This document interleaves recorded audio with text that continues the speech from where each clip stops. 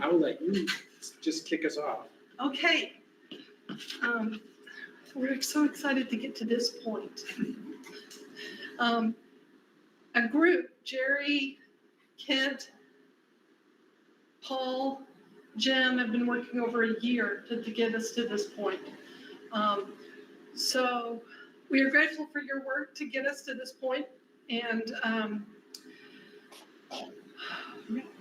Jim wanted to burn something. So Jim, right there, write your wish on there. He wanted to burn the parsonage mortgage. Parsonage mortgage, not parsonage. Parsonage mortgage. So he's going to write his wish for burning the parsonage mortgage on this piece of paper. Oh, okay, so the chain has nothing to do with it. Well, I'm not burning the chain. Not burning the chain, all I'm right. not burning the chain. I'm very confused. Now this now says parsonage mortgage on it. Parsonage mortgage on it. See? Just gonna wad it up. Show the camera, show everybody. Show the Turn to the camera. camera when you do it, yeah. I don't know how to do that, but If you sure. just talk, it'll look at you. If I just keep talking, Yeah. okay, Uh-huh. okay, It follows you around. follows me around. We tried this afternoon with the guy who was putting in the new water cooler over there in the corner, which is not quite ready, but will be by tomorrow. The ceiling fans are probably missing it. Yeah, probably so. I did have the fans on earlier today. Is it? You could make it whole thing, someone wants to burn it. I'm not gonna set off Don't the set- sprinkler system on it. Make sure you don't block the camera so everybody can see our dramatic. It's fun. Our dramatic, Well, I don't know. always got one. All right. All right. No, First. but she's not. Thank you. Smart ass. Oh, and there it goes. Don't burn yourself. We do have a fair state kit readily available. Whee, and there goes the parsonage mortgage. The salt flavor. This is, Jim's like, I've got to burn something. Sure. Let's go for drama at the beginning of the service, at the meeting. You want the other one? All right, I'm not burning that. No. All right, so let's pray together. God of blessings, the universe sings of your glory. Deepen our gratitude for all you have made and awaken in us a renewed commitment to care for the earth and each other. Inspire us to openness, to listen to those most affected by climate change, and with courage to act urgently and wisely. Help us to discern as church leaders, to make wise decisions so that our common home may be healed and restored, and all people and generations to come may delight in it. And all of God's people said together, Amen.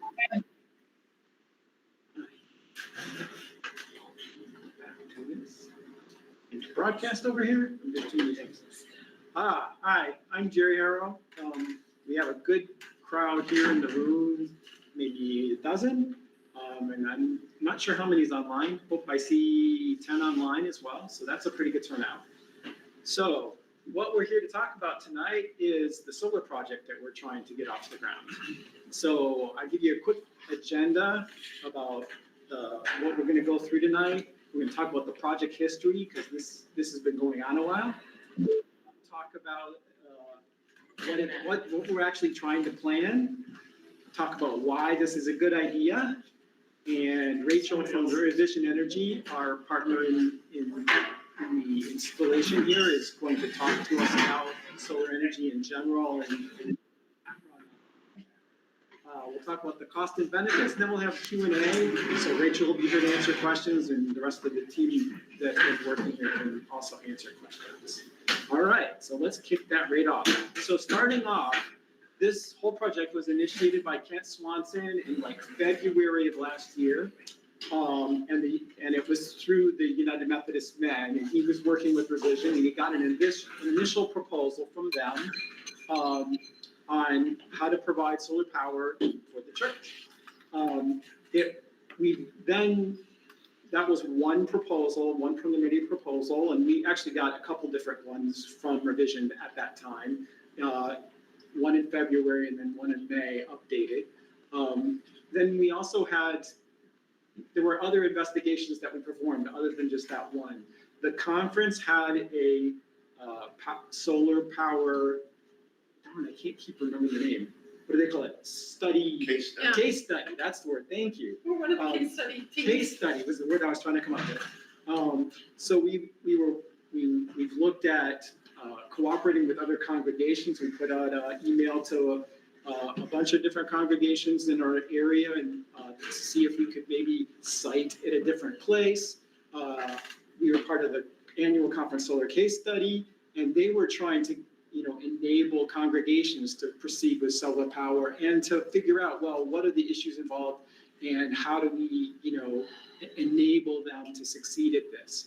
We also got a proposal through the New England Annual Conference Solar Case Study. We got a proposal from the Interfaith Solar Campaign. That for some reason, it took a long time. This was like last August, and they were supposed to get us something by October, and it didn't end up showing up until December. So this kind of the process, when you talk to people and get proposals, takes a long time. That wasn't a very good proposal. And so we got back to revision, and we, after exploring all the partnerships, we went back and got an updated proposal from them, which we're sort of talking about tonight. And we did look at purchase versus lease because there are options to lease the solar panels instead of purchasing them outright. But we could not find, there was no reasonable deal because one of the things you're going to see tonight is that purchasing solar panels is very valuable from a financial perspective. Because once you have it, you've prepaid your power, and it's going to result in a significant income to the church for the next 25 to 40 years, right? So you don't want to give up all those benefits by leasing it because most of those benefits end up going to the leasing company, not us. So that's the background. So any questions there about that? Okay, have you selected one? Is that why Interfaith Solar Campaign is underlined? No, that was just, it was a Oh, link. okay. It You was a haven't link. selected or no? Revision and. Revision Energy is our partner that Okay, I need we're, to, okay, thank you. we're gonna go forward with, yeah. And Jerry? Yeah. You said 25 to 40 years, is that the lifespan of one of the panels? Yeah, so it's warranted for 25 years, but typically they're gonna go for 40. And at the end of that, the efficiency goes down, but they don't usually just fall over, that kind of thing. Okay, so why does it not want to go ahead? I can figure this out, right? Where's the mouse? I can't figure out how to mute it. Next slide. That's a Kelly thing. Oh, That's Kelly. somebody can mute, yeah, okay. So the actual proposal we're talking about is to purchase 137 solar panels plus the inverter and infrastructure and install that on the south-facing roof of this sanctuary upstairs. It's got great south-facing exposure. There's no shadows in the way. And we have lots of roof space. So that's the proposal. And if you want to look at, this is an overview picture that's a mock-up, right? Each blue square is a solar panel, basically. So I believe that's 137. I didn't count it, but I'm sure Revision did it right. And you'll notice they don't have to be in any specific place because we have lots of space up there. So we can leave room around the dormers, thank you, because we always have concerns about the dormers and water leaking in through the windows and all that. So they don't have to, it doesn't have to be tight to that, and it can be adjusted wherever we think there are any issues that we might want to investigate or have to worry about in the future. And you'll notice there's actually a chimney in the middle there, and also they want to go away from the chimney because the shadow from the chimney actually affects the efficiency of the nearby panels. So why do we want to do this? Well, yep, go ahead. Now, you only showed panels on the south side of the sanctuary. What about the other building? We aren't planning to do anything there. We had an initial proposal that did that. Some people were objecting because of the aesthetics on the front of the Wesley building. It's on the front facing area. The other thing is that it's not we you end up having to duplicate the infrastructure because there will be, you can't you need inverters to take the power from the roof and put it into the AC power that goes out into the line. And so you'd have to kind of duplicate some of that infrastructure if you use both. So You this, couldn't integrate it into one system, is what you're yeah, saying. right, it would be, ended up being two systems because they're so far apart, yeah, Okay. yeah. It costs more. Yeah, right, right. Sure, but that's what I wondered if it was cost more, but it would be cost effective, apparently not. Right. So this is a great environmentally friendly thing to do. It uses renewable resources instead of burning fossil fuel to create electricity, right? Because we've been, as a country, we're doing a lot of that, right? Because it's the easy thing to do. It reduces the CO2 emissions, and of course it's gonna pop up something over here. Can I throw it in? real Yeah, go quick, ahead. Jerry? If you look at where New Hampshire gets its electricity from, the vast majority is burning natural gas. Next is the nuclear plant, 30% from there. Then we buy an awful lot from Canada because they have hydropower. So there's not a lot of native New Hampshire energy, but we got the sun beating down on our roof, so we might as well use that. Yeah, so this is a big, this upholds our United Methodist Church Green Church Movement initiative. It visibly demonstrates our care for the earth because we're on Main Street, people come up and down the street, they see, yeah, these guys are with it. They're not just sitting there with that big building sucking up power, right? And unlike a lot of things that we actually have to, when we buy things, a lot of times they cost money. This is one thing that makes financial sense because it actually generates income going forward. Yeah, Charlie. How much do the panels weigh? Yeah, With- I'll let, that's a technical thing that we can let Rachel talk about. There will be a engineering study that's all covered to take care of that kind of question in terms of relative to the building. So I've had solar power on my roof. Revision actually did my house in 2017. They determined that I have a hip roof. So they decided, when they looked at it from an engineering perspective, they had to shore up by putting, what do they call those? When you put an extra, Trust, no? yeah, you put an extra, I'm sorry. What do you call it when you pair up another board on a joist? Rachel knows, right? Like sistering? Sistering, yeah, they had to sister a few of the joists up in the attic so that they were sure that even when there was lots of snow and all that other stuff, that it was within spec, right? So that's the kind of thing that will get analyzed with real architecture and engineering design to make sure all of that. And that part is all covered in the proposal, in the cost of the proposal. Yeah, and like talking about my system, so I had it installed in 2017 and my bill it was initially $13.92 a month. And now it's 15 because of different regulatory changes. And yeah, I think maybe that's good enough. I mean, I can say one, so the way that we use, so the reason I have to pay, which is, and I'm paying a quite reasonable fee, I'm not complaining about it at all, it's a good thing, right? I have to pay for the infrastructure because when I generate power mostly completely during the day when the sun's shining. And so during that time, basically my meter runs backwards. And then at night, I consume power off the grid. But net-wise, which is why it's called net metering, I produce more power than I consume. So therefore, my only payment is just to make that connection and to use the grid, not to actually consume electricity. So. Because I haven't studied this, my Yeah, questions may seem primitive, but is that only your heat and air conditioning, or does that include all electric All usage? electric, yes. Okay, so it's everything in your home. Right, so Okay, I thought it's really so. just My neighbors have it, producing but- electricity in exchange to the power company, right? Okay, So all whatever right, you that's what I use, thought, but it goes thank you. out, you don't have to produce all of it, right? Whatever amount that you produce is the amount you get credit for. If we had a smaller system, the system that we're talking about, we kind of tried to size it about the amount of power that we actually consumed. because that gives us the best return on investment.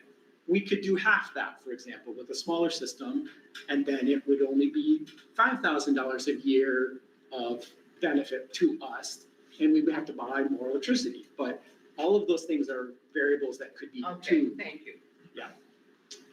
All right, so now I'm gonna turn it over to Rachel from Revision Energy, and she's gonna talk about solar power in general. And I think she can wave or something. I can see you, Rachel, so if you wave, I'll know when to change the slide for you, okay? Awesome. Can everybody hear me okay? All right. Well, thank you so much for inviting me to join. Virtual is second best. I think during COVID, we all got used to it. So I'm glad to be virtually in the room with you. But I am speaking to you from my home, which is in Canterbury, New Hampshire. I'm a co-owner of Revision Energy. Revision is 100% employee owned. So you'll hear us say co-owner a lot. And I'm based out of our Brentwood, New Hampshire branch. I just want to start off with a couple slides to introduce myself and Revision to you. I've been working for Revision for about 3.5 years now, doing commercial solar. So while I'm a residential solar customer myself, like Jerry, I work on our commercial projects. So that could be a town, a school, a nonprofit, a business, a church. And I love doing that because I work for Revision in order to help the biggest energy users in my home state replace what they need from fossil fuels and switch it over to sunshine. And so to do that at the scale of commercial buildings is really exciting. But broadly, our mission at Revision is to make life better by building our just and equitable electric future. And we do that by trying to be kind, clear, curious, excellent, responsible in everything we do. But it sounds like from the little snippet of how you guys opened this meeting, seems like we have a lot of really aligned goals and values there, which is really neat. I'll wave at you for next slide there. So like I said, I'm a co-owner along with 400 others in our 100% employee-owned company. That's a few of us there at a gathering a couple of years ago. And I think the one thing I'll say about ownership mindset, I'd never worked for an employee-owned company before coming to Revision. And I had lots of contractors come to my house, and having someone who's an owner of the business in every one of your interactions really changes how we think about our jobs and also our customer experience, which I've seen kind of from both sides. My family was actually a Revision customer before I started working there. It's kind of how I found out about the company, and I was like, they seem to really enjoy their jobs and they're doing something I believe in. So I gotta find out about that. And you know, here I am almost 4 years later. So like I said, I'm based out of Brentwood, but we have 2 locations in our 3 territories. So we're across Maine, New Hampshire, and Massachusetts. Our other one in New Hampshire is up in Enfield. So between Brentwood and Enfield, we kind of can cover the whole state. So we're running trucks of electricians out of those locations every single day, helping crush some carbon. We're also a certified B Corp. So what that means is essentially an external certification process for businesses that want to use what they do for good. So basically balancing people and planet along with profit. Like we say, money makes the mission. So we need to make revenue in order to invest in equipment and growing our business. But as a high scoring certified B Corp, again, one of the things that attracted me to Revision is that that's not our only priority. We can skip this one. We're lucky to win lots of awards, super proud of it, but I won't waste your time here. I will say that we've installed over 19,000 projects across New England over 20 years in business. So Revision started in 2003. So over 20 years, what I think is one of our greatest assets is we do all of our service in-house. So we've seen these 19,000 projects from install through their life. So what does it take to actually make systems that last in New England? You know, you got to handle cold winters, hot summers, all the change that comes in between. And so one of our, not only just our co-owner knowledge over that time, but also having this bank of knowledge from all our existing systems is really neat. And there's probably someone in your town, certainly in Nashua, we've done a ton, but even if you're from other parts of New England, we've probably been there. So the next few slides we can flick through pretty quickly. I just thought I'd throw in some shots of other churches and other faith communities that have kind of walked this path before you guys and do solar energy with Revision. So Jared, if you want to just flick through these kind of quickly, that's in Nashua, Temple in Nashua. These are all roof mounts that I picked. but just an example of churches across our territory that have exactly like you thought, how are we going to want to exist for future generations, and how are we going to pay our bills today, and have chosen solar as the solution to that. So these are just a couple examples. We've worked on historic buildings, downtown, rural, but really across the gamut of different faith communities in each of our states. And when you get to the last one, yeah, so this one is not a church, obviously, but I thought I'd throw it in there because we just did the ribbon cutting last week for McCarthy Middle School, the middle school in Nashua, which is actually our 9th municipal project with Nashua, which is really exciting. And just, I personally think every school should look like this. But talk about another place where we're definitely keeping future generations in mind. I think churches and schools definitely are leading the way on that front. So this is just a neat project from last week that I thought I'd throw in there from Nashua. All right, so that's a little bit about revision and the kind of work that we do. But to bring it back to basics for a minute, solar or photovoltaics essentially transform sunshine that is abundant into energy that we can use to power our world. So sunshine creates DC, direct current electricity, by hitting those solar cells, exciting the electrons, moves them around, starts making a current. And the inverter that Jared mentioned, that's what changes DC into AC, or alternating current, which is how my laptop, my lights, our grid, that all works off AC. So the two really main components, or the gear you're going to get installed, is the modules attached to your roof with racking, and then the inverters, typically mounted, in your case, probably next to your meter. And when you get a solar array, the utility will actually swap out that meter so you have a net meter. And that means that it can count going forwards and backwards. So it can count any electricity you draw from the grid and also any electricity you send to the grid. And then finally, we have a monitoring system, which could be on your phone, on your laptop, that you guys have access to see exactly what's happening in real time. Our service team will use that to keep an eye on your system. You can also use that. There's like a public-facing functions to it. You can put it on your website to share with people in the community exactly in real time, what your solar array is doing. So I think that's really neat. And that data comes from the inverter. That's the real workhorse. That's what's capturing all that information. So those components that I mentioned, what do they look like? The solar modules that we're installing at the moment are Silfab, which is a North American manufacturer. Their largest manufacturing plant is in South Carolina, and they have one in Washington and also in Ontario, Canada. So they're all black, like that image there. And someone asked about the weight, so I pulled up the spec sheet. They weigh 46.3 pounds each. But it's a good question about weight in general. So when we install on any roof, before, as part of our permitting process, we will do a third-party structural review just to make sure that the physical structure can handle the additional weight solar panels, and that takes into account wind, snow loading, etc. Most of the time, they kind of pass through that smoothly, but as Jared mentioned, sometimes upgrades are required. So that's something we don't know at this stage, but it's part of our due diligence and our process. So that review will be done at the same time as we're applying for interconnection permission, things like that. So that's the part you see. But underneath that is the Iron Ridge racking that holds the solar panels, and that's what's attached to your roof. We then take conduit to basically bring all those panels together in one central point, bring it back down to where your main service is, and install the inverters. So we'll be connecting into your main service, and that's kind of the rough size of inverters. I know this isn't really to scale. I think actually I'll show you on the next slide because I have a shot of where your meter is.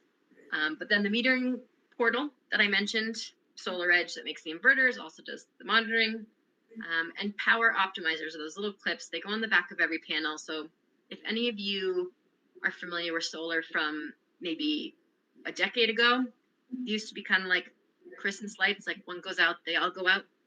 So power optimizers are what isolate each panel and make them independent. So they help with rapid shutdown, and they also mean that, say, part of one panel is shaded, that's only impacting one part of that one panel.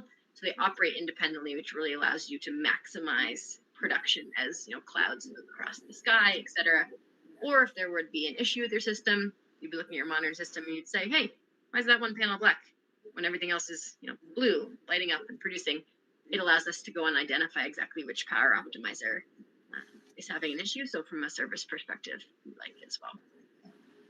The final thing in the slide is just our workmanship warranty. So the print might be kind of small, but it just has the warranty of each of these on there.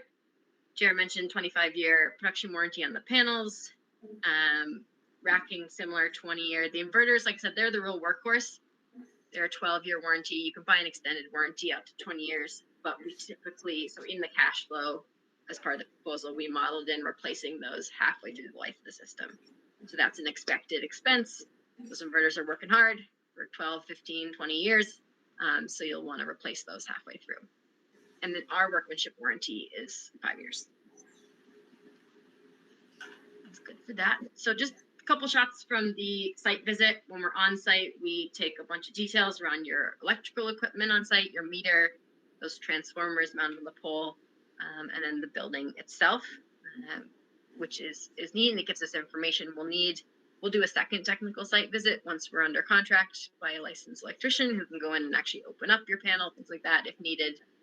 But I mentioned on the last slide, the inverter location. That's something that will be confirmed at that second technical site visit. But right now we're thinking on that external wall where your meter is mounted, so just to the left of it in that image. Which is back there behind, so the power, it ends up having a conduit down the side of the building, and it would be at the back of the church in the parking lot. Got it.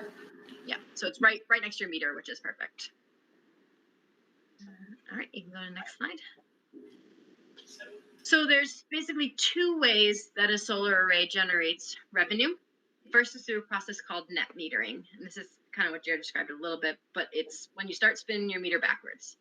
So in any given month on your utility bill, you will see purchases and sales. So you're going to be purchasing from the grid. Say there's an event in the church like this. Well, it's actually still light out because we're right near the summer solstice, but imagine it was winter, no sunlight happening, you need energy, you're drawing that from the grid. But say it's, middle of the day on a Tuesday and your array is producing a ton of electricity, you're sending that back to the grid. From a physics perspective, those kilowatts are just going to your neighbors, so you're helping out your immediate neighbors. But from a financial perspective, you're getting credit for that export from the utility. And this system is sized to offset your kilowatt hour needs and produce a little bit extra. So you'll get some credits that can be used up in future months. So this little graph there, the blue is the church's kilowatt hour consumption each month for a year, and the orange is the solar generation. And as you can see, it follows a nice little curve. In the summer, we have beautiful long daylight hours, shorter days in the winter, and those panels might be sitting under snow. So that's why you see lower production, but those extra banked credits in the summer months help pay for the winter months where you're going to need more from the grid. So net, you're, I think it was 129% of your historical usage, which is great.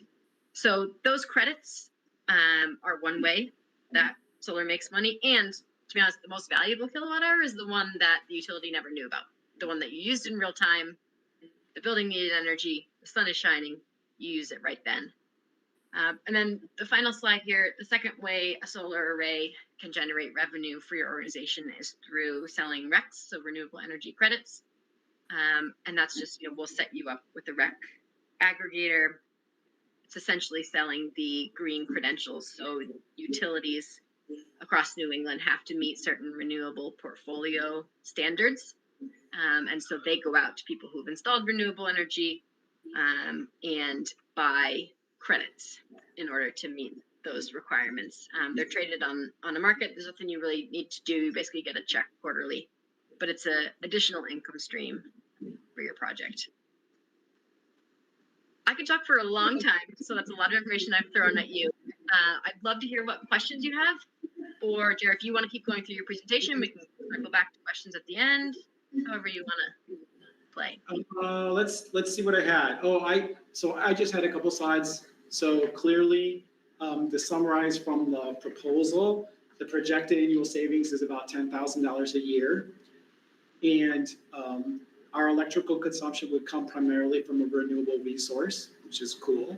It will reduce our contributions to CO2 emissions.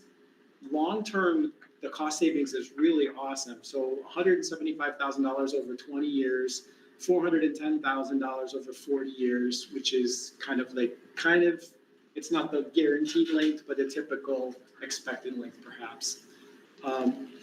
What are the drawbacks? The primary one is that we have to buy this thing in the first place, right? And that we have to wait a little bit and only get back $10,000 or so a year.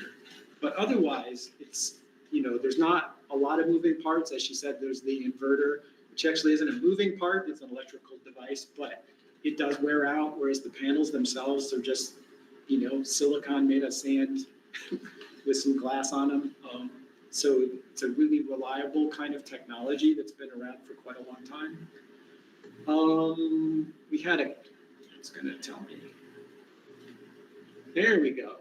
So this is just the details of the proposal. So in case that helps people, the total cost of the system was at the time of the proposal, $172,000. And that included permitting, utility applications, upgrades. You'll notice there's an annual cost of operation and maintenance, which is recommended because she said in year 15, 20, we might have to replace the inverter, so that's that part of it. When we purchased this system, there is currently a 30% federal tax credit that we can get back in the next year. That would be $51,000 coming back. They estimated a grant and rebates of $10,000. Rachel, is that still something reasonable to expect, or is that kind of changed with the climate in the state and whatever? Yeah, it's a great question. So that rebate grant line is referring to the New Hampshire state rebate for commercial projects. So it's 20 cents per watt AC and capped at $10,000. So at your AC system size at 50 kW, you'd be eligible for the full 10,000. I will say the bills working their way through the legislature at the moment propose gutting some of the funding for that program, but they're not finalized in terms of numbers. So, and also at the moment, I don't think they're referring to obligated funds. So for example, if we got your project started, applied for the front end of the rebate, those funds would be obligated. So as with a lot of the policy at the moment, things are changing, but yeah, today that is absolutely still in operation. Yep. Yeah, and so, but in terms of my numbers, I was suggesting that we need to target at least $120,000, which would include that. So maybe we're ahead of the game, perhaps. So this was the price guarantee is of 30 days. I think this was a couple months ago. So things always change. So the exact numbers until you actually get a signed agreement, they might move up, down, whatever. So, but that's to give you the concept. So the projected savings in year one, 9,000 with 2,300 renewable energy credits. So payback, simple payback over 10 years, $175,000 back over 25 and 410 back over 40 years, right? So that's the good part. So how much do we need to raise? I sort of previewed that.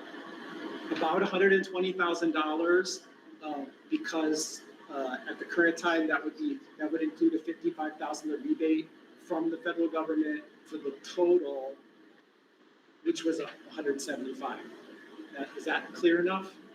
The total we have to pay upfront $175,000 when the machine, when it's all installed, but we get $55,000 back.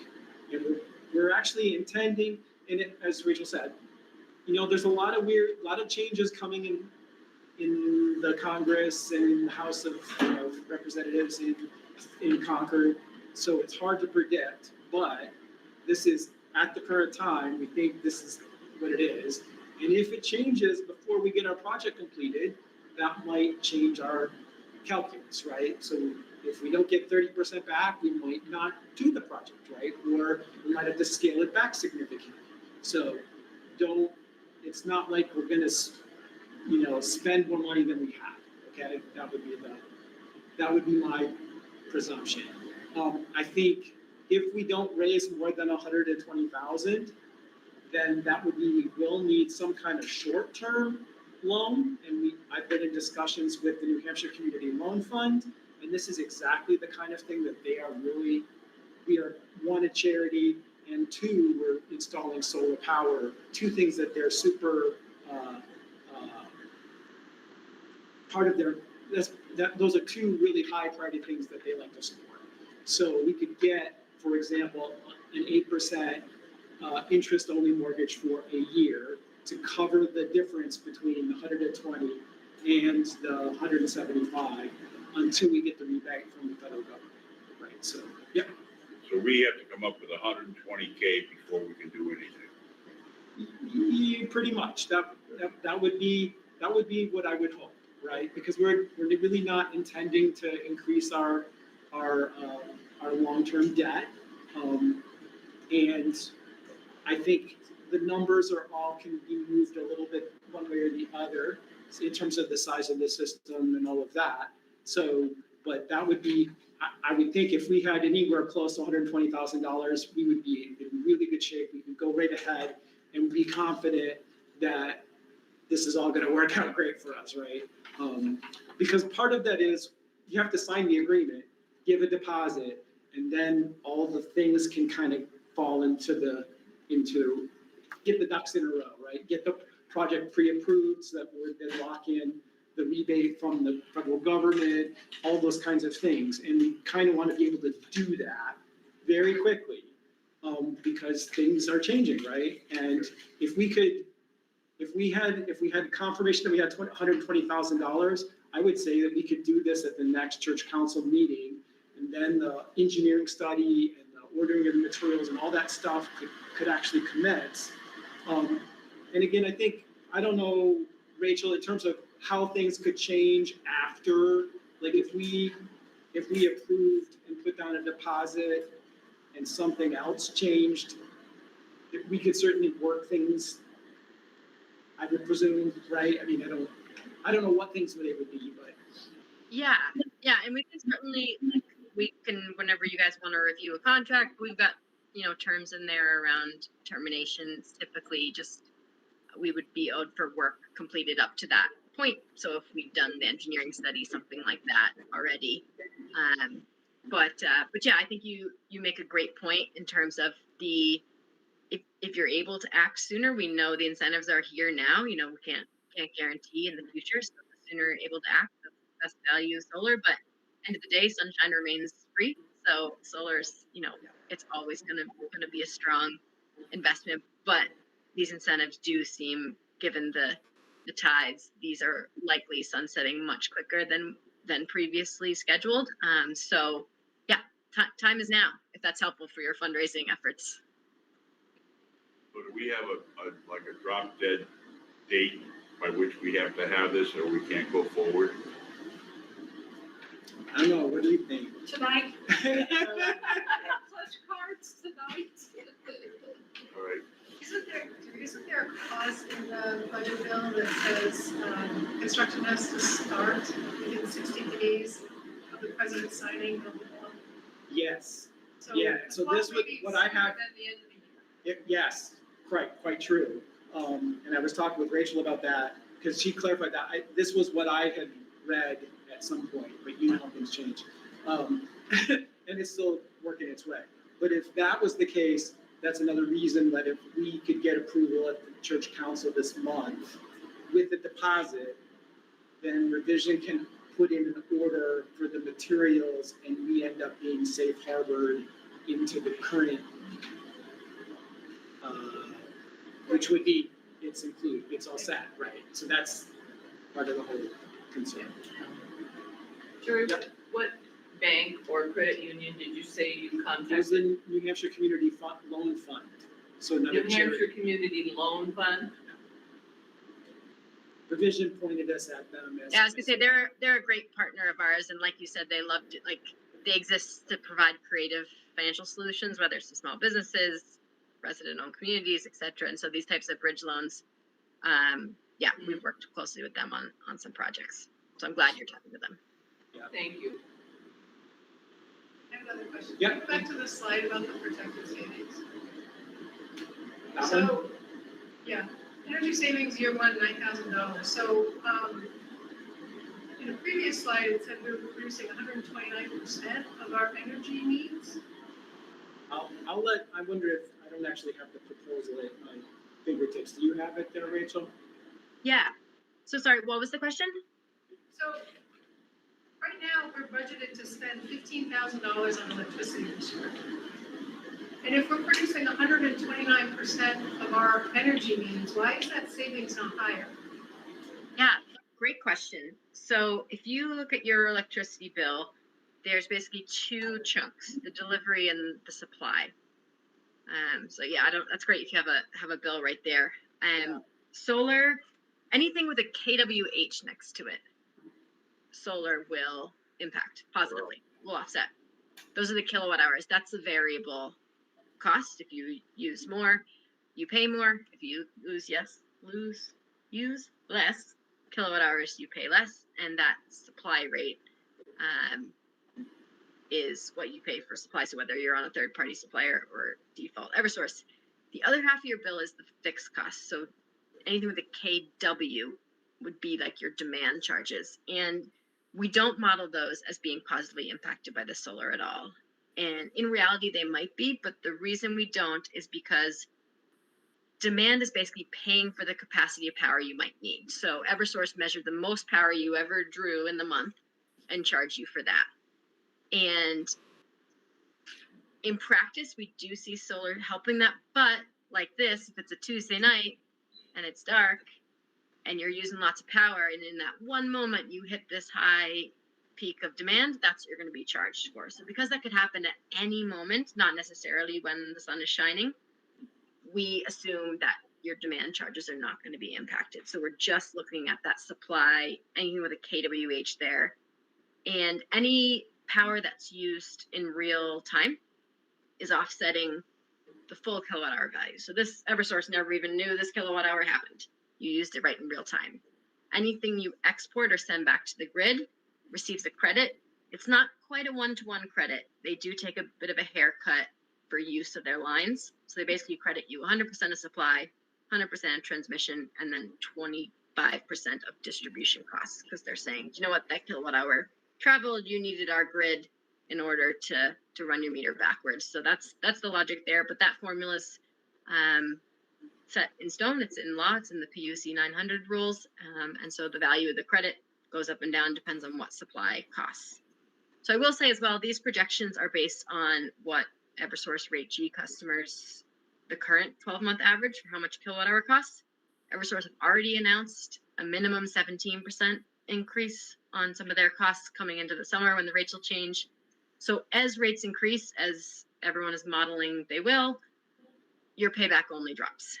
So these savings depend on, how valuable is that kilowatt hour that we're getting from the sun for free. So in a world where they get really expensive really fast, your payback period is going to drop right down. If they stay the same, then it's probably going to be around 10 years. But that is, I suppose, looking ahead, quite conservatively modeled, because we're looking at the past 12-month average. Is that helpful? Does kind of guard against electricity inflation, the inflating cost of electricity. Exactly. You're turning a variable into a fixed. Your supply rate becomes free sunshine.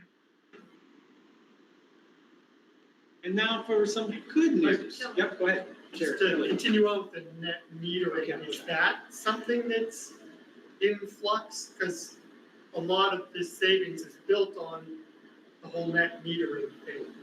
And is that built into Eversource? Is that a state thing?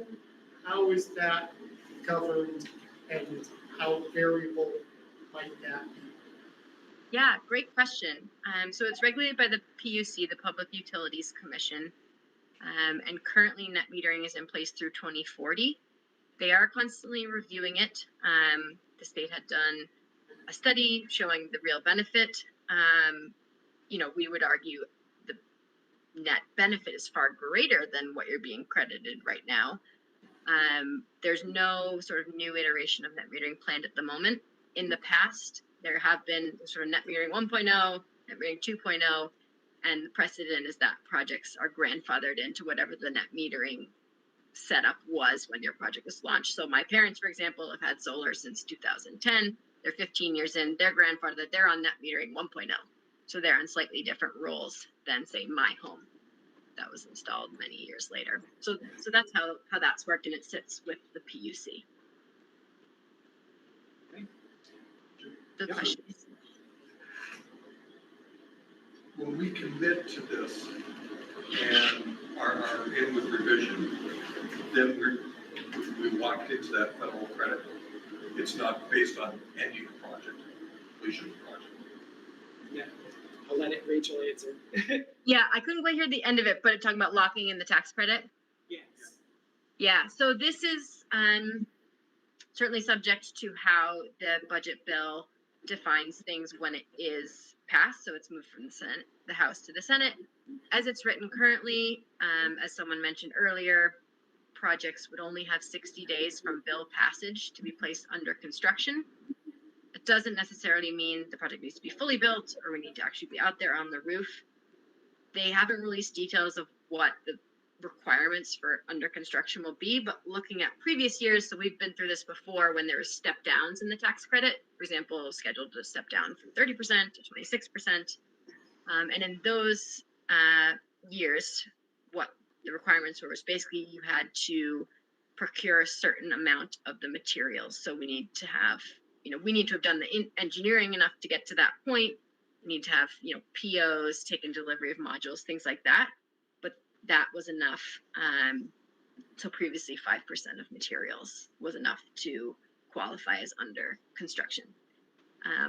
We, believe they'll do something similar here, although they haven't exactly released the rules. So if you guys are able to act this summer, they're hoping to finalize the budget by July 4th. Whether they'll hit that deadline, I'm not sure, but that would mean, September 4th would be 2 months, 60 days later. So it's coming up very quickly.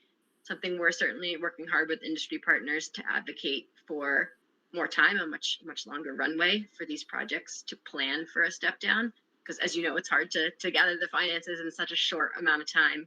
So we're hopeful that might be changed by the Senate, but as written, 60 days for start of construction. But in the past, that means being under contract and procuring a certain percentage of materials, which is absolutely possible in the case of this project. And about how long the project take? Yeah, good question. I think a project of this size, I would say to expect maybe 9 months from contract to completion.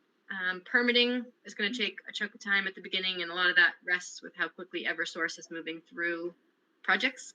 So first thing we do, we get under contract, have the commitment of the project, we start your interconnection application, and we start the structural review in order to get to the building permit. So we're working on that permitting.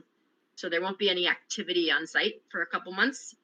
Once we have your project fully de-risked, ready to build, permits in hand, we will plan a construction time slot.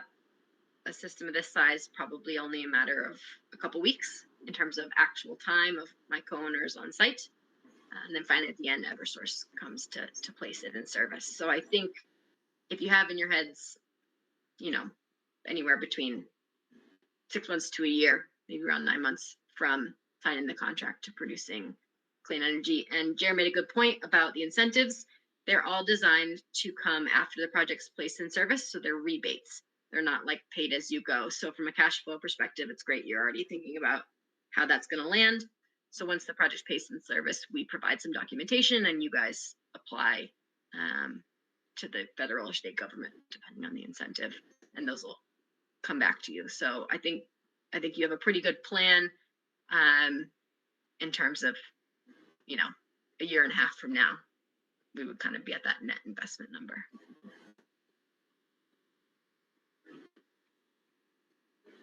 Quick question. I imagine everybody's nervous about the incentives going away. Are you getting a rush of customers trying to jump in all at the same time, which is going to slow things down? Yeah, it's a good question. We certainly have seen an uptick in interest, but we are certainly able to build the projects that we're working on now. If you call us on December 15th and want a project solved in the year, I'm not sure we could do that. But yeah, all the projects we're working on now, working to get them developed as quickly as possible. So basically, the sooner you get in our queue, the better to ensure that. But yeah, today, definitely possible. And sorry, the one thing I should also note about the under construction thing is that once they're under construction within 60 days of the bill, as it's written currently, you have until 2028 to finish the project. So you'd have a full 2.5, 3 years to finish construction. So let's say we got it safe harbored and there was some unforeseen delay with the building, you have all the way to the end of 2028 to actually complete that project and place it in service. So on that end, we have a bit of breathing room. Wait a minute. If we start now, the project is completed in 9 months, but we have until 28 to complete it if we want to. So I understand that. Yeah, the law is written to cover, much larger commercial or utility scale projects that would take that long to build. So you just fall in the same category. But I don't anticipate your project taking until 2028 to build.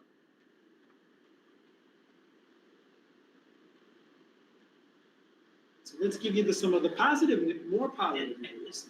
We've had a pre-campaign pledge period, and thus far we've raised $70,000 of pledges, or about 58% of our minimum goal of $120,000.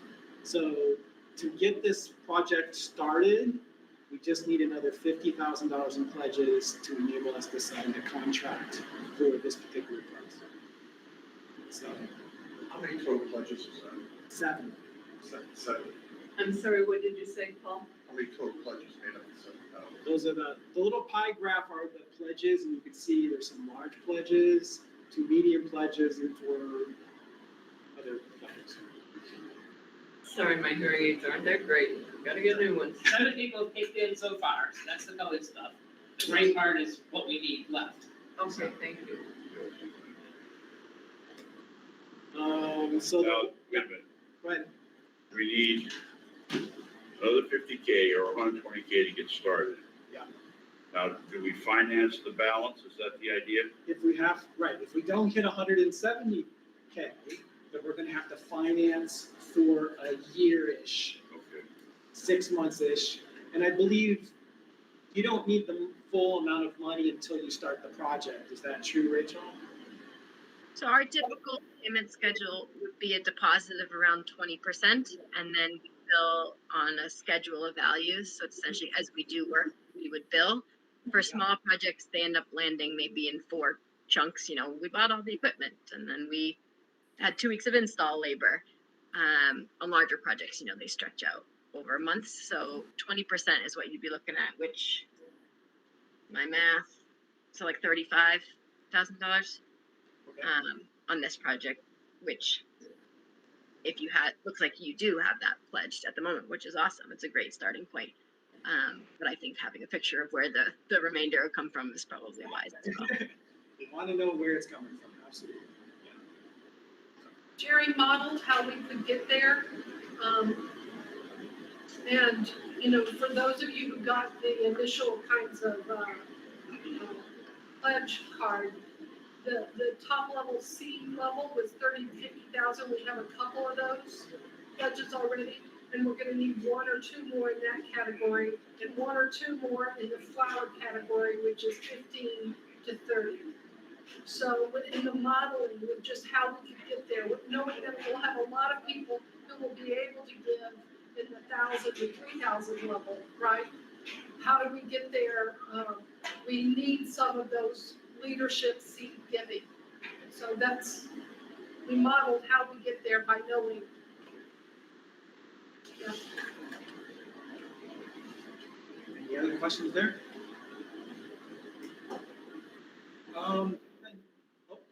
Phyllis.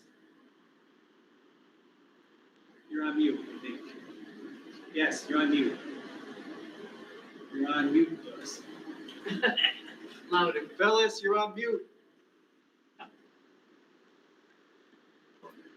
That's good. When would the pledges come due? Good question. Well, we need 20% to get approved for the project, and then we need more as it gets developed, and I presume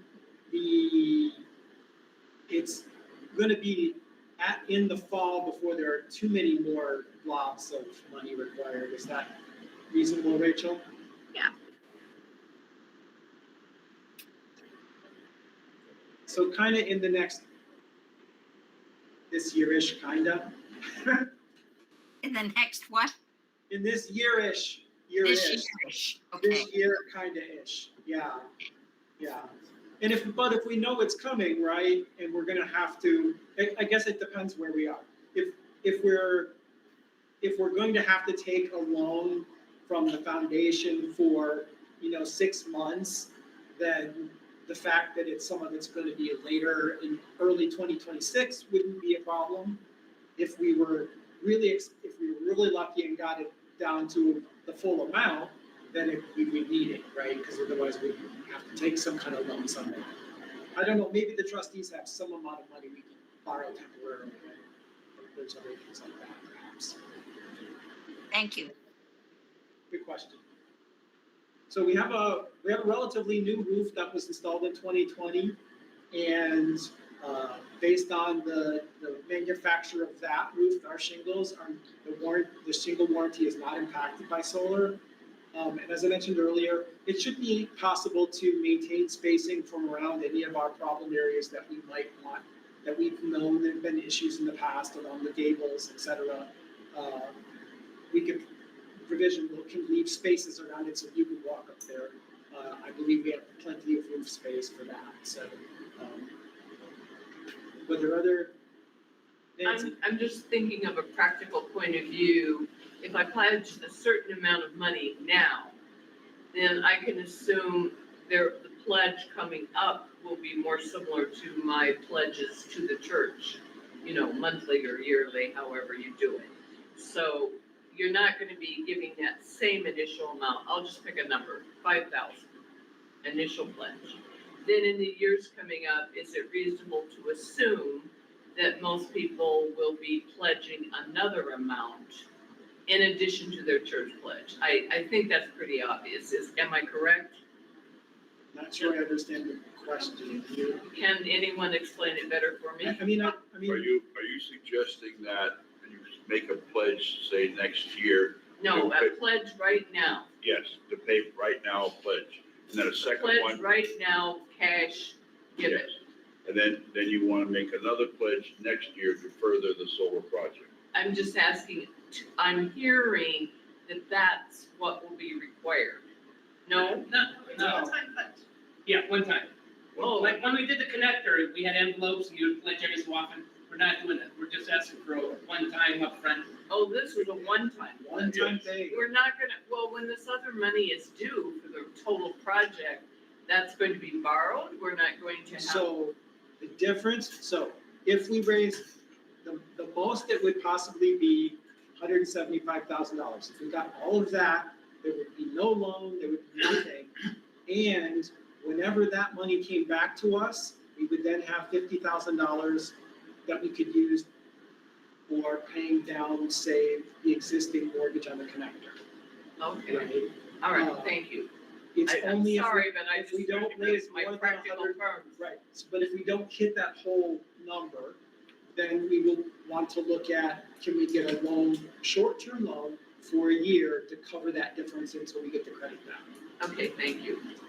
That's I the think I intent. understand. I have a question for Rachel. Yeah, This is a 150-year-old building, with a very steep roof. Have you worked on buildings that are this old? Yes, this old and this steep. I don't think they're our install team's favorite pitch of roof to work on, but my install co-owners are amazing. And given the steepness of this roof, we did, when we were doing the initial quote for you guys, we did run it past our racking manufacturer, Iron Ridge, just to make sure, that pitch was going to be within sort of normal tolerances for the racking. So they said, yep, A-okay. So yeah, we've installed on probably any size and shape of roof in New Hampshire you can think of. How about Sorry? the age of the building? Have you worked on 150-year-old buildings? Yep, the The age actually doesn't matter. The two things we want to think about is how old the shingles are, which is brilliant that they're new. Because what you don't want to do is have them be in need of replacement, decades old, and have to pay us to take it off and put it back on again. So new shingles, perfect. And the second is the structural integrity. So we won't know that until we have an engineer do those calculations. But because that is a third-party expense and we're starting to incur cost, we do it after contract. But buildings built a long time ago were built sturdy. So I have to say we have old buildings that pass, we have new buildings that fail. Like, age doesn't necessarily indicate strength. I mean, building codes have obviously changed over time. But I wouldn't necessarily say that age is a determinant of structural pass or fail. I have another question, is we are a downtown church, we have homeless people, we have people hanging out in the parking lot. Is one way you mentioned putting the inverter outside, or something outside and would worry The about conduit. vandalism? The conduit from the roof to the meter would be outside. The inverter will be inside next to the panel. There's nothing people hanging out can tamper with? A You conduit, will have, just to jump in, by code, we'll have an external disconnect that's part of fire code that will be outside, but same as every other array we've installed in a city, whether it's Manchester, whether it's Nashua. So I think the same, if someone wanted to mess with your meter, they could if they really wanted to. It's on the external of your building. I think it'll blend in with the other electrical infrastructure, but yeah, by fire code, we'll have an external disconnect. Inverters are rated for indoors or outdoors, so at that second technical site visit, we'll take some measurements, figure out exactly where we're going to run conduit, where it's going to go. But yeah, from a security perspective, it's a good question. But we install in urban areas all the time. I think actually some of my co-owners, I'll find the link to it, are doing a webinar soon about actually urban installs and what it takes from a logistics perspective. So we'll work with you in order to not, we'll need some access to your parking lot, likely for staging. But we install, for example, on schools. So we work around bus lanes and drop-offs. And I imagine Sundays are a busy day, but luckily we won't be there on Sundays. So yeah, we'll work with you from a logistics perspective. But it's a good question. Space is tight in cities. Yeah, go on. Darling, Are there additional insurance costs when you put something like this on your roof? could be, but What's the experience? well, Yeah, I'll just jump in and you guys, I mean, every organization has its own thing, but typically what people do is just inform their insurance company. And so it's covered under the broader insurance, the entire building, just like any other piece of equipment, like an HVAC unit or something like that. We've been in touch with our DS and with buildings and locations, and we are not the first church who are doing this, so it's not an issue, they say.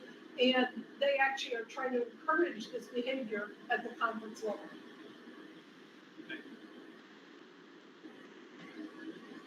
there was one question by someone about pigeons and would they use this as a nesting opportunity or perching, or that would encourage any of that kind of stuff? What's your experience with that? It does happen. Like our service team does get call outs for critter damage, a lot of squirrels if you're near, which you guys aren't, but overhanging trees, things like that. I had one project in the past where they had an existing pigeon problem, like a known pigeon problem. And so we installed special bird guard for them, which was definitely an added expense, but they had this sort of pre-existing problem. So I think if it's not an issue right now, at those dormers, there's lots of nice places to roost up there that hopefully they will prefer. But if it does become an issue, there are some screening mechanisms we can install, which typically we don't do preventatively. It's like where there is an issue. Just to point out, we have indeed had a pigeon issue here. And Andy, I have a friend who has solar on his house, and the squirrels did get underneath, they chewed through his roof, they ruined his walls. So I think we should talk at some point when we get the details about protecting so critters can't get underneath the panels. Yeah, we can certainly let you know what critter guard would cost, and you guys can think about it as an added. How do we guard against snow ice buildup that could slide off the panels and hurt persons and property? Yes, good question. So a couple things on that. One, the way the rendering image was, the one we looked at with the blue squares, it's just because of the engineering software it comes from, it's not exactly how it's gonna be. So the two ends are gonna likely meet, so to prevent any ice damming in the middle. The seam is from one pitch to the other. And then on the area where, so snow is going to slide more quickly off the solar panels than it will off the shingles just because of friction. It's a glass surface as opposed to the asphalt shingles. I believe, I'll double check the quote, but we're speccing snow guards for you guys have existing snow guards up there. So we're speccing a little bit beefier ones, basically because the height of the panel, it'll lift it a couple inches. So make your existing snow guard slightly less effective. But we're not speccing them for the area where it's just going to fall on that other roof, the white roof, because there's no pedestrians under that part. So I'll just double check that that is included in the quote from 2 months ago. And I can confirm that for you, Jer. And the place, there is, like she was saying, there is existing snow guard right along here, but it's a little bit short, so. Yeah, which actually, I'll double check, because maybe we determined that those were actually high enough, because they look like a snow fence as opposed to typical snow guards. But I can't find it in my notes right now, so I'll just get back to you on that one. Okay. So I think we had another picture from a different angle.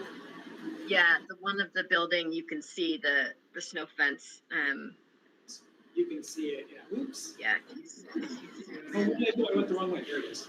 You can Yeah, see it so- here, the little fence right here. Similar to that, so either we'll determine if that actually is gonna be tall enough, or if we end up doing a replacement, it's gonna look similar, that kind of snow fence style, to slow down the buildup and allow some of it to melt.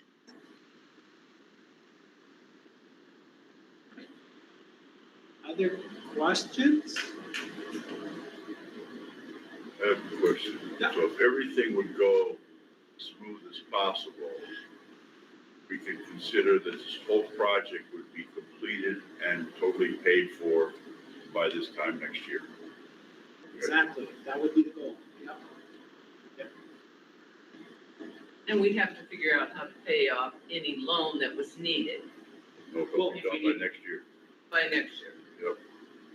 So if it was completed, well, it probably wouldn't be completed this year, that's probably true, Rachel, most likely. Yeah, I would expect a 2026 placed in But service. if it was completed in 2026, then it wouldn't be until 2027 that we would get the credit rebate. So we would have that additional number of months paying theoretically interest only on a mortgage. But we won't have to fundraise for that. We just have to, other than the interest on that $55,000 for Okay, thank you for that clarifying. amount of time. Whatever it takes from the time it gets expended to the time we get the credit back the next tax year. Okay, thank you. Other questions? I have a question Yeah. for Rachel about her business. Is that okay? Yeah, You said you were founded in '03 as an employee-owned company.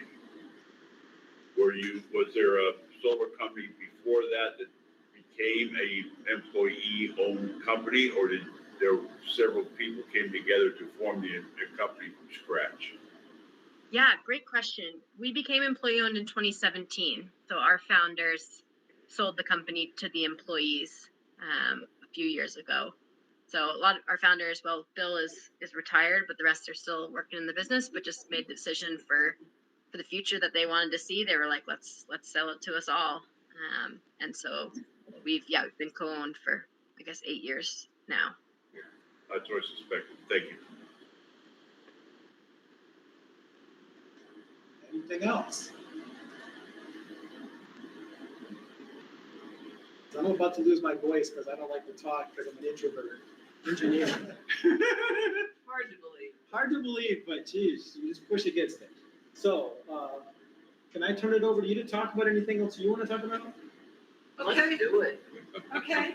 Well, we have Ann here, Chair of Finance, and I think she would like to say that this is a pledge, I mean, we have pledge cards here, that this is a pledge for an investment opportunity, right, with a significant return. But it is an investment opportunity that we're looking to make happen that is a second mile kind of gift. I think Ann would say, correct me if I'm wrong, she would prefer this not impact your regular pledge Right. to the church. Am I right? Yes, you're right. This is something on top of that. And this is a significant investment in a long-term benefit, right? It's a guard against electricity cost inflation. It's, but it's different than your regular pledge. I appreciate you asking that question. Yeah. Thank you for clarifying. But it's similar to what we did for the connector and the renovation. I mean, that was Okay. clearly defined as a second mile giving Okay, That was over a long period of time. over a longer period of time, yeah, but also a right. heck of a lot more money too. And this leads me into wanting to cut some.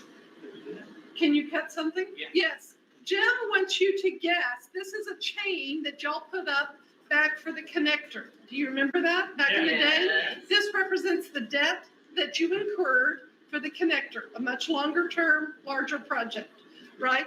I went, Started at 1.9 Yeah, million. why don't you One imagine the point chain going way up the hallway? That's the debt we took on to get that connected. I visited Bedford Presbyterian a few weeks ago, who had a significantly larger project with revision for solar panels. So their chain was longer.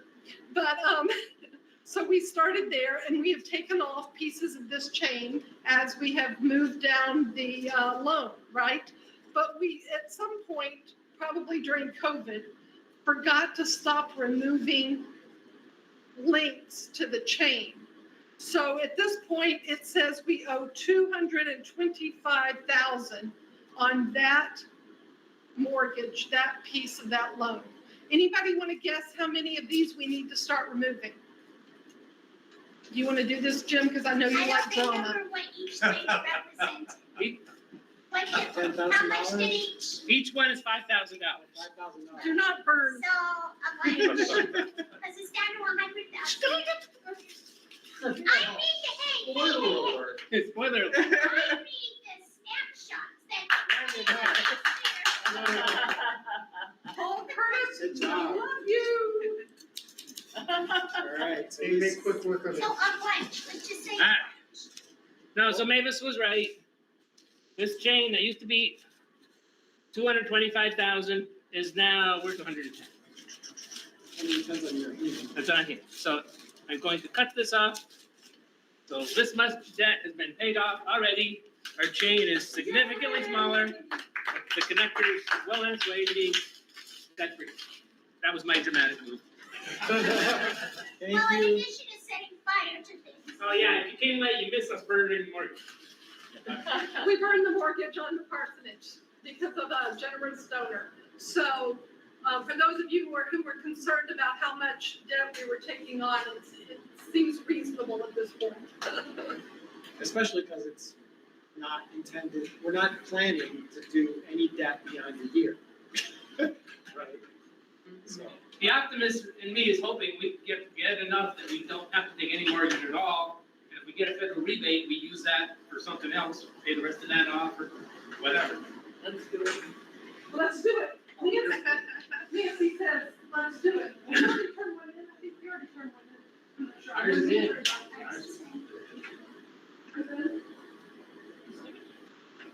how is this? We want one or two. We're in the pile already. You're in the pile We're already. parties He's in the pile. I think Jerry's in the pile already. I'm in the pile already. Yeah. Next to the pile already. Yes, I have two more calls that I made this afternoon that are in the pile, but they're not sealed, so they don't significantly impact any other revenue sources? Something like a funding page or something? Take it home. Because I'm thinking that's something that I could put on my Facebook page, where this is what we're trying to do, and just put it out. That never even occurred to me. Why are you laughing? I'm not opposed to that. No, I'm just. It's a very good idea. I made some calls to people who live out of state, who are not technically members of this church, and who will never set foot in this building. Right? Because our reach is broad now, right? Yes. It doesn't include just the people who are members, and it doesn't include just the people who live in New Hampshire. So I got some donations from people who are out of state. And we've got some members who are crazy enough to live in Florida, parents, right? So, you know, there are some people who I know, because I've made the calls, who will be interested in this kind of project, even though they don't benefit from it directly. They're green and they want Main Street to have a long-term future and to guard against the kind of monthly cost of electricity. Yeah? I think we forget one thing, and that is when you have a specific reason to ask for money, I think the response is right. Yes. Camp Wanakee just raised $45,000 in the last 24 hours for new decks out on their lake front. Especially, I think, when it's something visible you can see. Yeah, yeah. So those panels going up, that's gonna be something visible, that people can see their money going to. Yeah, we're right here on Main Street. You drive north on Main Street, you see our church. If you see panels on our church, that's gonna warm my heart tremendously. Okay, I should watch traffic. this person is still confused, so I assume that when I made this, I'm giving this money now. You're telling me I have 12 months? I'm a little confused when I look on back. Don't look on the back. Nancy, the sooner we get the money, the sooner. Okay, that's what I'm, what? Take this place card, it's got nothing on the back. The first round had something in the back. That was in case there were people who wanted to make a significant pledge, who needed to, Put it over. to put it over several months. And if you need to do that, we can talk to you. Okay, I don't, but thank you. I mean, I'm not, I don't need to. I have to say too much, oh my goodness. All right. I just want to say, our daughter Julie is in Pennsylvania. She left college, joined another church, and she's belonged to churches ever since. And I'm so proud of her for that. Because the first thing she does when they move, they look for a new church. When she went to Australia for 6 weeks during the summer, she found a church. And she is going to help us learn this. Because it's that important to her. This is her home church. So hit up your children, people. Hit up your children, because they have fond memories of this place. A lot of them. Good. Anything else for tonight? We have people not only online, but people on Facebook. Yeah, there's 4 So people on shout out YouTube. to those people who are on Facebook as well as those who are on Zoom. Yeah, we got 2 on Facebook and 2 on YouTube. Wow. Hi, everybody. Thank you for attending. You can always email us if you have questions or comments or thoughts. Could you dismiss us with a blessing, please? Sure. Who attended the United Methodist Men's Group and once is ready to pray? Yes, I'd like that short Sure. prayer. Was there again? Huh? Yes, the short prayer was at the end. Yes, his prayer was, thank you. What were the other 2? Oh, man. Wow. Wow, That's the end one. I thought that's what it was. thank This was you. different. Oh, this is Wow. different. Clearly, we were paying Help me. attention. Thank you, that's a good one. Yeah. Thank you, wow, and help me. If that doesn't describe this project to a T, right? It's good. Wow. Wow, to Kent Swanson and the people who started this down the road, the men who's been continuing it down the road, the folks who have been continuing. Thank you to God for the sun and for this building that can hold it up. The rest was not on a Saturday though. So bad, so bad. The poor youth in their car wash. Thank you, wow, and help me. We're gonna need a couple of significant pledges to get us to our goal, so that we don't have to take out a loan or we have to take out a very small loan. And let's be thankful for our current government situation. We know they're not gonna get anything decided on anytime soon. So there's some election buffer. Write your senator too. There you go. Amen. Amen. There are sunflower seeds over there for you to take, as well as lemon cookies and pledge cards we can receive tonight. Thank you. Thank you, Rachel. Thank you, Rachel. Thank you, Rachel. Yay. Thank you for having me, guys. Thank you very much. Thank you, Jerry. Yeah, you gotta enter this one out.